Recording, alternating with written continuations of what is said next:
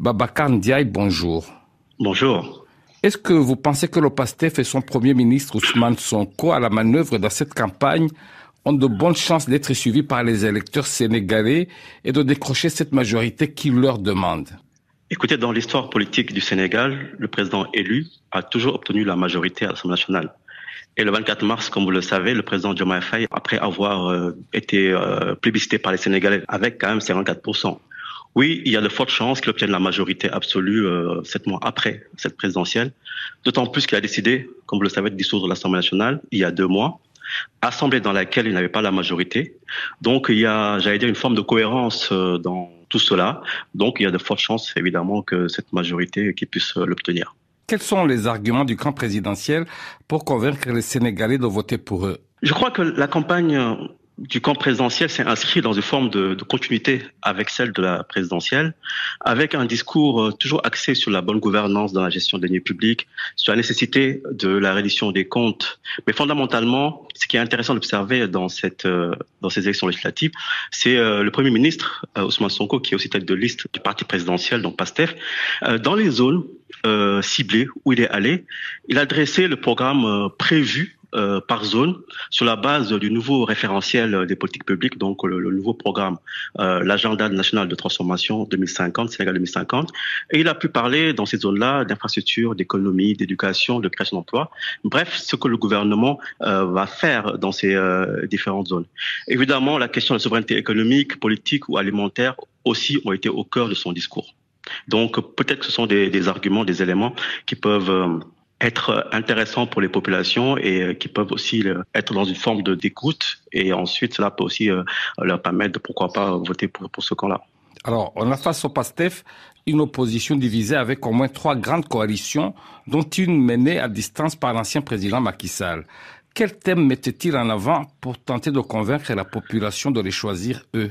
La campagne n'est pas encore terminée, il reste encore quelques jours.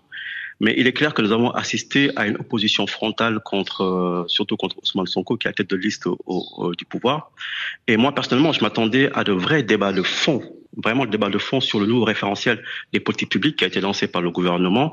Et donc, je m'attendais à des analyses en profondeur, des débats vraiment sur les choix économiques, sur l'éducation, la santé ou encore l'emploi des jeunes. Bref, de vrais débats sur vraiment le programme présidentiel, mais on a surtout eu beaucoup de polémiques et vraiment, je dois dire que on n'a pas eu des débats de fond, ce qui était pourtant annoncé, ce qui était au rendez-vous. On a surtout eu beaucoup de critiques et notamment sur un pays qui serait à l'arrêt depuis la présence au pouvoir de M. Diomaye Faye et Ousmane Sonko. Donc voilà, je pense qu'on aurait pu avoir un débat vraiment beaucoup plus axé sur véritablement ce qui intéresse les Sénégalais, notamment l'économie, l'éducation, la santé et surtout l'emploi des jeunes, et même pourquoi pas sur la migration. Donc voilà un peu ces sujets-là qui, de mon point de vue, pouvaient vraiment intéresser les populations. À ce propos, justement, qui est-ce que les Sénégalais rendent responsables de l'immobilisme observé depuis la présidentielle d'avril? Diomaye Faye et le PASTEF ou l'opposition qui contrôlait jusqu'ici l'Assemblée nationale? Je ne sais pas si on peut parler d'immobilisme. Nous sommes encore dans les premiers mois du mandat. Évidemment, c'est peut-être le discours de l'opposition, mais dans ces premiers mois, il a fallu passer par des phases de nomination du nouveau gouvernement, des directeurs et présidents du conseil d'administration. Il y a eu donc cette phase de transmission dans la prise en main des dossiers. Évidemment aussi, nous avons assisté à une opposition entre le parti au pouvoir et les différents partis de l'opposition, notamment à l'Assemblée. Souvenez-vous, au mois de juin, ce refus d'avoir un débat sur justement le débat d'orientation budgétaire, parce qu'il y avait une confrontation qu'on avait à l'Assemblée nationale. Il y a eu aussi cet épisode lié à la déclaration de politique générale. Donc voilà, c'est ces éléments-là finalement qui ont poussé le président, sans compter aussi, j'allais l'oublier, la volonté du président de supprimer 2 institutions au niveau de la Constitution qu'il jugeait budgétivores. Et donc voilà, je crois quand même que durant 7 mois, il y a eu beaucoup d'éléments. Maintenant, je crois qu'aujourd'hui, résolument, maintenant, les Sénégalais vont aller vers les élections législatives et indiquer maintenant pour quel camp ils se positionnent et en fonction de tout ce qu'on a pu avoir ces derniers mois. Est-ce que Macky Sall, qui est resté prudemment à l'abri au Maroc, Lui, l'ancien chef de l'État, ne joue pas gros en prenant la tête de la campagne électorale d'une coalition qui s'est divisée en deux depuis la présidentielle d'avril. Et le choix du président Macky Sall, qui s'est tourné vers une carrière internationale, d'être tête de liste de sa coalition, est selon moi un peu étonnant. Il est revenu en politique au bout de 6 mois, même si, il faut le dire, il est resté chef de son parti. Et d'ailleurs, selon moi, c'est l'éternelle question des partis qui ont du mal à exister en dehors de la figure tutélaire ou du fondateur, surtout après la perte du pouvoir. Et donc le président Macky Sall vraiment s'engage dans un nouveau combat en portant cette liste. Et nous verrons si au soir du 17 novembre, si ce choix de conduire cette liste est un choix payant.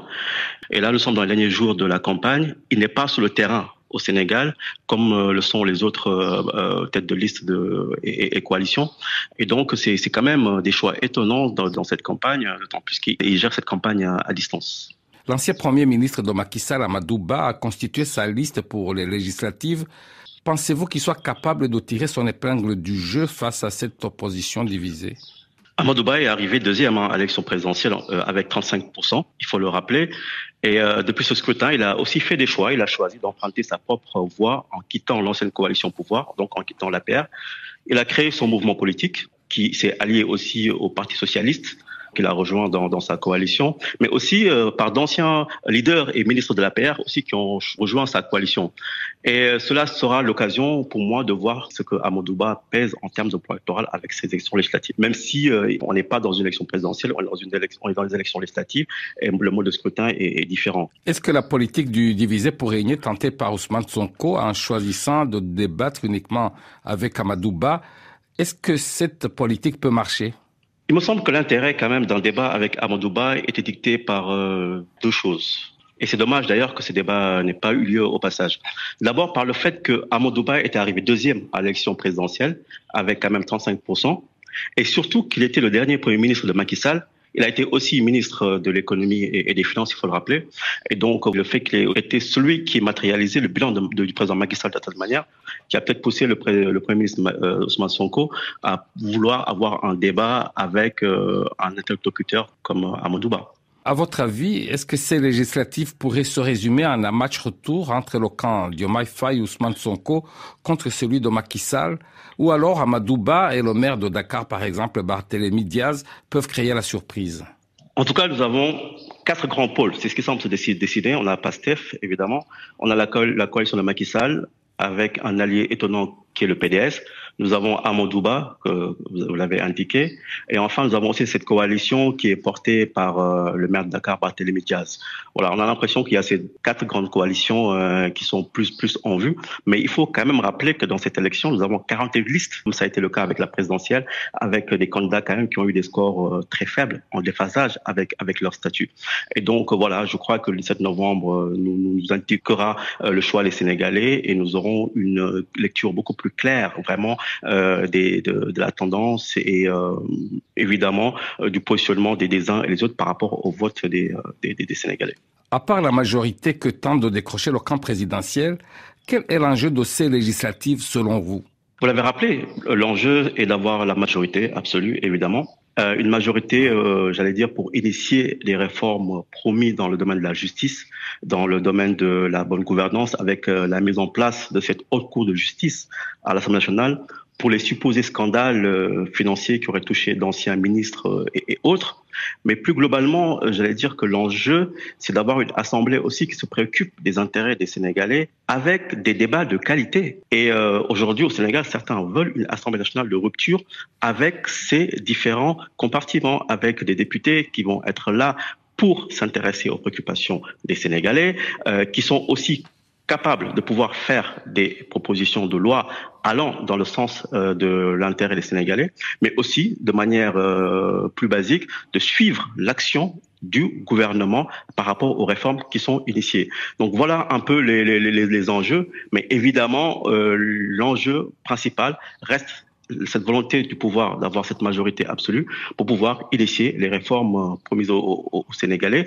Et c'était ça aussi qui avait, d'une certaine manière, fait penser la balance durant l'élection présidentielle avec cette victoire du premier tour du président Diomaye Faye. Mais on peut dire également qu'il y a une reconfiguration du champ politique qui va se jouer lors de ces législatives.